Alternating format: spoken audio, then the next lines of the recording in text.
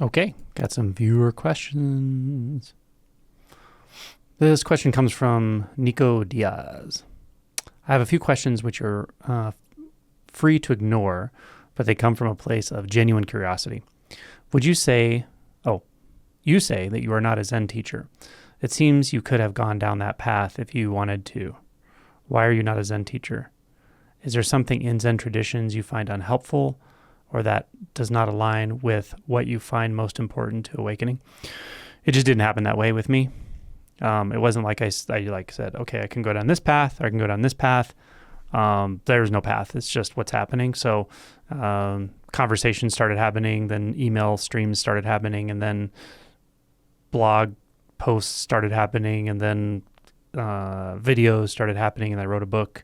So it was just like what was happening, and it built up to this, but there was no thought of like, oh, should I go do things this way or do things that way? There wasn't even a choice to become any kind of teacher or facilitator. And I have no identity as a teacher at all. So it just makes sense to talk about this when I get the feedback that it's helpful. Pretty simple. Yeah. But I don't have any issues with Zen. Question number 2, what is your opinion of koan curriculums and the subsequent koans that come after Mu in certain Zen traditions? I think there are some Zen masters that would say that the first koan is what really matters, or the first couple, let's say. Once Kensho is established, then the successive koans are maybe of marginal value. Not all Zen teachers would say that, but some definitely would. And I tend to align with that view. Although there are some very salient koans that will happen and pop up periodically that can shape your experience. And I've had a few myself, but for the most part, I would kind of side with that view that I described. Number 3, you indicate that you don't feel a teacher is necessary to work with Mu. Do you feel that the repeated presentation of Mu and Doksan prior to awakening is helpful to the awakening process? I'm not really sure about that, honestly, because it's really on you to become one with Mu. Teacher can't help you do it. A teacher can drop the challenge. A teacher can continue to pull the rug out every time you come up with a conceptual answer. But if you just realize what's being said when I say, realize that there's just Mu. Become so absorbed in Mu that there is just Mu. That's the instruction. That's the long and short of it, right? And anything short of that, any response short of that will be conceptual. So yeah, the teacher's job is to go, no, that's another concept, or that's not Mu, bring me Mu, that kind of thing. Maybe some people's psychological makeup need that kind of pushing.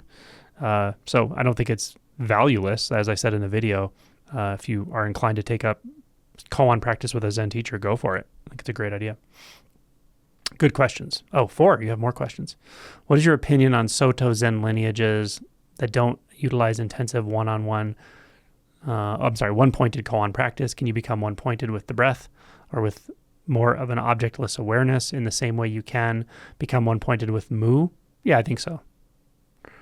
When you become one-pointed, it's not even one-pointed with anything, because when you're completely merged with Mu, is there a you?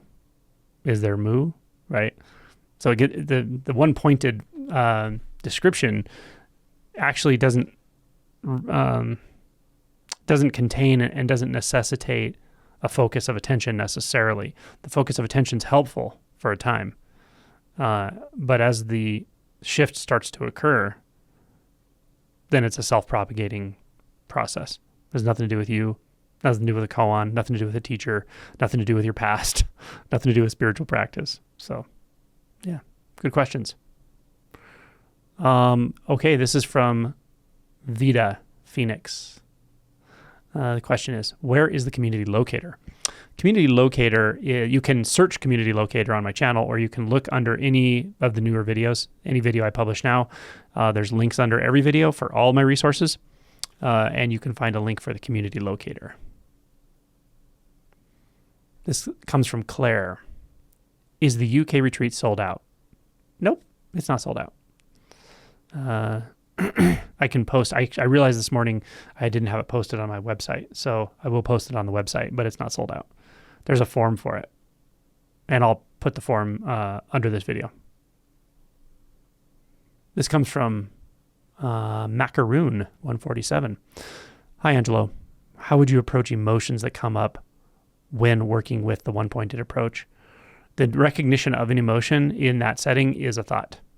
Do you treat emotions like thoughts, or is that spiritual bypassing? No, it's not. Not in this case. Not in this setting. As I've said before, strike while the iron's hot. If you have that kind of, that red hot iron ball you can either spit out or swallow, then you have to breach the veil of thought, right? And an emotion, if it has any label at all, or even any noticing of the emotion, that is thought. That's the beauty of the one-pointed approach. You'll have plenty of time to do emotion work after awakening. Okay, this comes from Ian Weir. Who would wake up, and what then? The program shows up in many guises. This comes from a video I have called, I've been trying to wake up for 10 years and no awakening.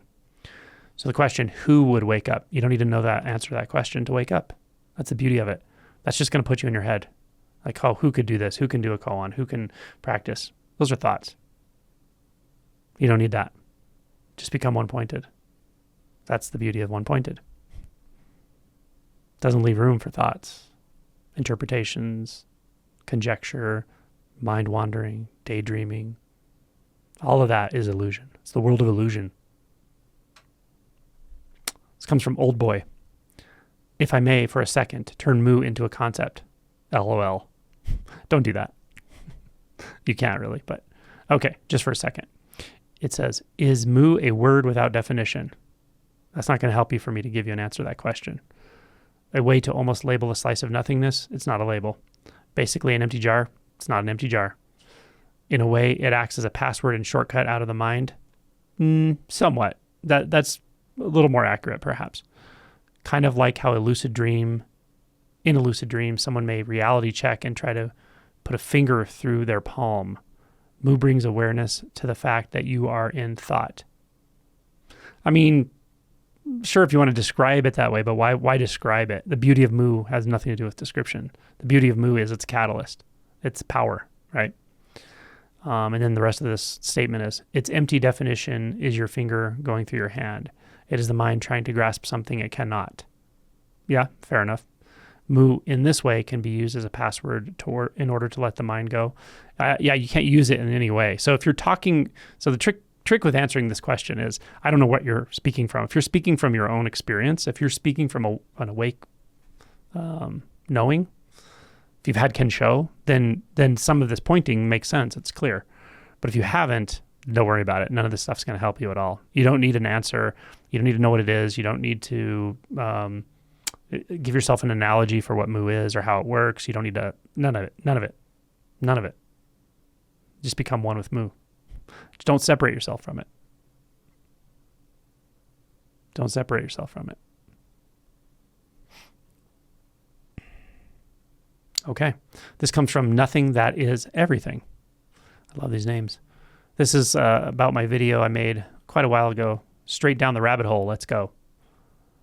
Wow, this was one of the most powerful pointings I've ever heard, maybe most powerful, especially for realizing no self. Adyashanti is my root teacher, but he doesn't dive too deeply into no self teachings.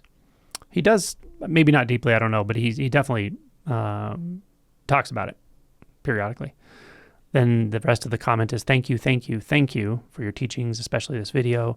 It really clearly showed me liberation is already happening. We're already allowing experiences to unfold each moment with no exception. Love you, brother. You're welcome.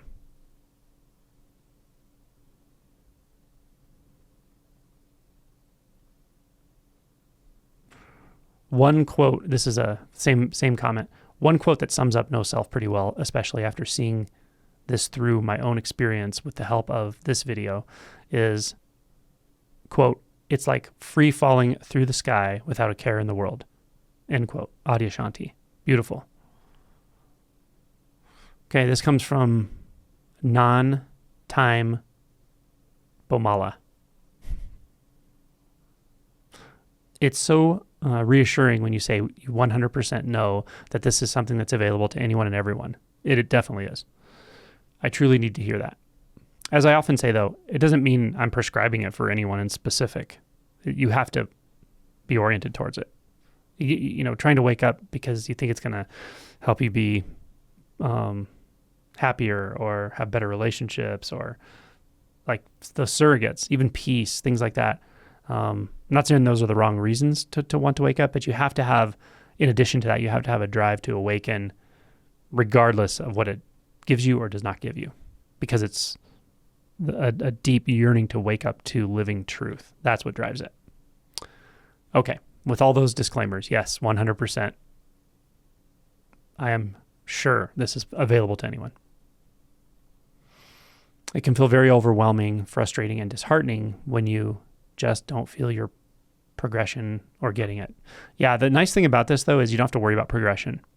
If you're tracking progression, you're still reasonably mind identified, let's say.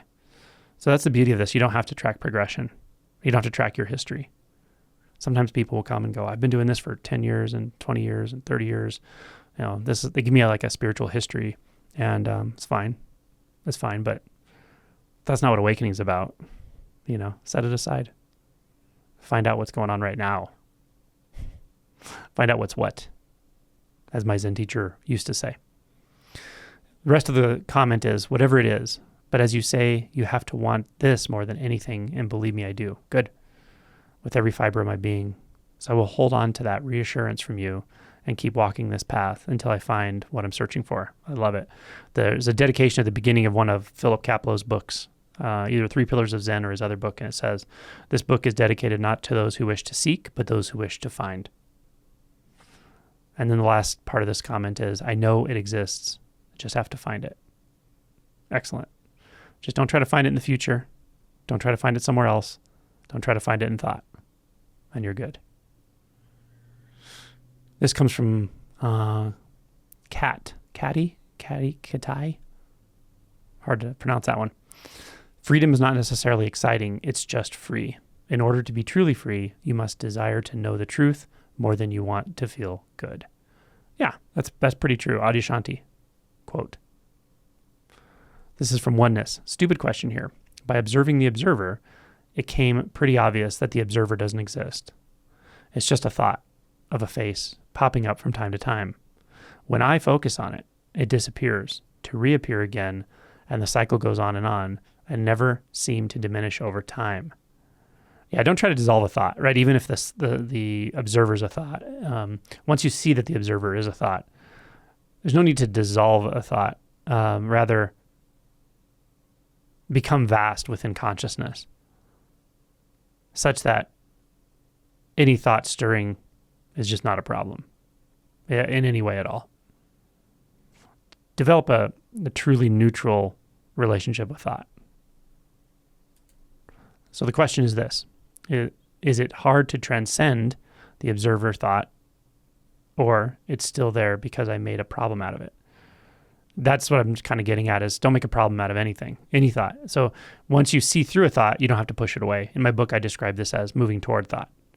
Once you dispel the identity with thought, in a sense, or once you dispel the full identifying with a thought, meaning you realize a thought is a thought, then you don't have to push anything away at all. You can relax. Just dissolve into that consciousness.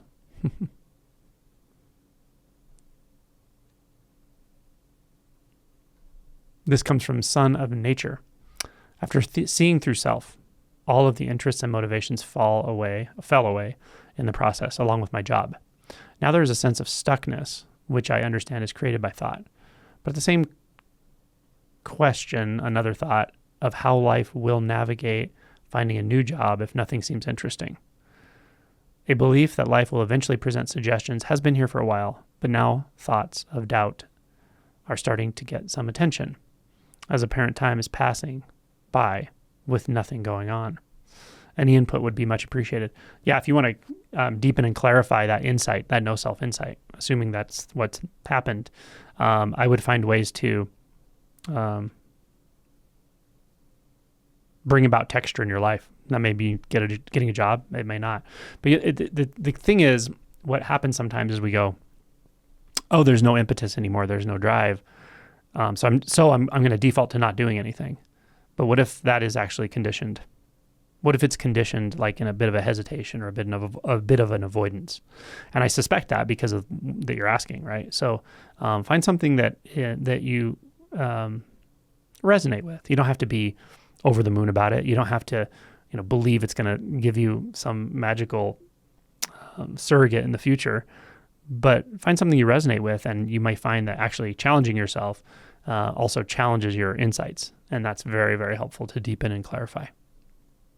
So maybe not a job, maybe a hobby or something, a pastime, But yeah, we can, with deeper realization, we can become a bit avoidant, right? Because it is radically peaceful. But is this realization just so you can feel peace? Or is there more to the insight? And only life can show you the answer to that question. It's not conceptual. Good luck.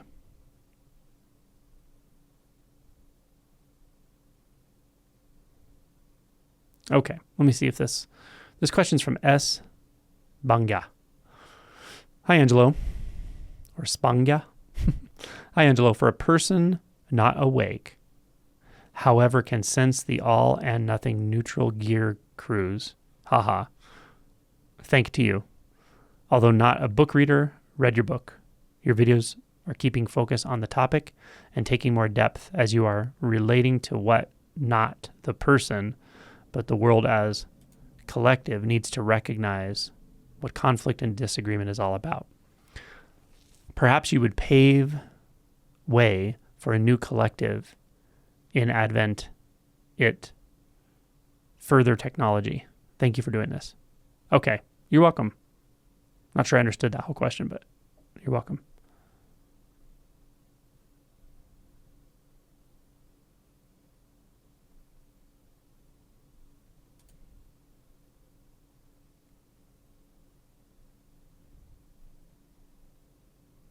This is from Always This, Always Now. They're referring to a video called A Small Part of Your Experience Might Be the Portal to Unfiltered Reality. So I wish I knew what you meant by this one. It sounds like it'll be extremely helpful for someone who does. I'm beyond frustrated with where I am currently. I simply don't know what else to do. But how can I quit trying for something that's the most important thing in my life? Help. Well, trying to achieve what is already there is problematic. Trying to get somewhere when there's only here is problematic. Trying to create something or find something that's not in this moment when there is only this moment is problematic. So when you get to frustration with this process, that's okay. Frustration's great. Stop with frustration. Stop there. Enter there. Go directly into it. Go directly into your experience. Or notice you don't have to. It's just there. But orient toward it instead of orienting away from it. We can make this misperception that when we hear about awakening, it sounds like this big deal. And it is, in a sense. But what we do is we try to orient out of our experience to get to it. That's what we've always been doing. It's not like learning about awakening starts seeking to happen. Seeking's already happening. But it's often seeking for sort of socially agreed upon surrogates or whatever. And it's also often scattered. Whereas when we become one-pointed, now it's like the seeking can become honed to a point, right? So the one point for you is this moment because there's nothing outside of it. You're not going to get anywhere. You're not going to get anything you don't already have. And if that makes you feel despair, then enter there. The despair is the entry point. The frustration, the despair, you're in a good place for awakening. If it's all butterflies and Zen stories, and you haven't really pushed hard on the ego, and you haven't felt like despair, frustration, helplessness, then you probably aren't like right up against it. You might be, but when I start to see this in people where they're getting really frustrated and disillusioned and their mind is just going nuts because it can't do anything and it knows it can't do anything, that's not a bad thing. Although it feels really uncomfortable, it's not bad. For awakening, it's great. So you're good. Just don't look outside of this moment. Don't look outside of what's already here. Just this. Just this. Okay, I'll go to one more question or comment here. This one's called Controversy in the Non-Dual Community video. Woo, woo, woo. Okay, this one said, this is from Tosvarson. It is interesting that this video caused in me such an internal turmoil. I don't really care about the controversy since it is this channel that I follow. Yet the video brought in the foreground this feeling that I'm missing something. I see how this has been the theme in my life, like some sort of screen that prevented me seeing the reality of this moment. The reality of this moment is dual for me, yet my intuition somewhat suggests to me that it is okay, that this moment remains of infinite richness, even in this form. Yeah, your instinct is good. Your instinct is good. And you're not missing anything. That's a life preserver that we throw ourselves, even though it seems so uncomfortable to feel FOMO, right? Fear of missing out. It seems so uncomfortable, and yet it's still a life preserver to keep us afloat. Because if we feel like we're missing out, at least we know what we're orienting toward, right? But what if I take that away from you and say, you're not missing out? You're really not. Because those things other people talk about aren't what you think they are. Even awakening, all of it. It's only the way your mind is going to filter it to package it into thought. So it's about you, not anyone else. You're not missing anything. You're overlooking something because you think you're missing something out there. Nice. Thank you for all your questions, everyone. I will continue to do these because people ask for them, and it's a nice way to kind of just touch base with multiple people. Okay, cool.